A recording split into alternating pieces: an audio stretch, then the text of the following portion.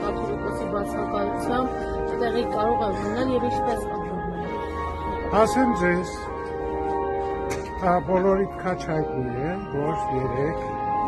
ամենայն հայոց կաթողիկոսիներ շինծու քրեական բավիճի հիման վրա երկրից դուրս գալու արգելք գրեցին, ինչպես որ գրեթե 2 շաբաթից ավել առաջ Երազդեն հոգևոր խորհրդի 6 անդամ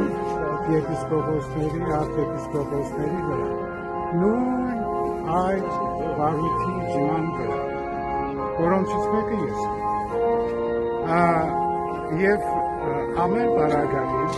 մեր եպիսկոպոսները հավաքվելու են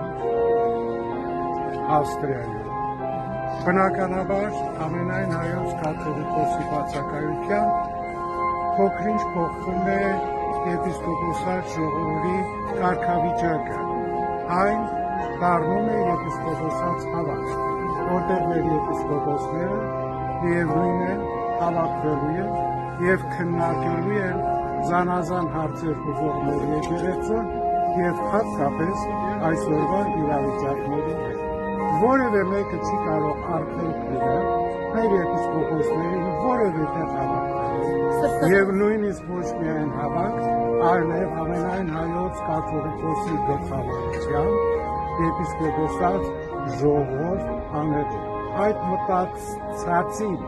այդ ցնորամիտ բաները, որ եպիսկոպոսած ժողով Հայաստանից ոչ չի կարող լինել, դրանք պարզապես օդի մեջ գցած խոսքեր են եւ զարմանում են, որ ամեն անգամ, չգիտես ինչու,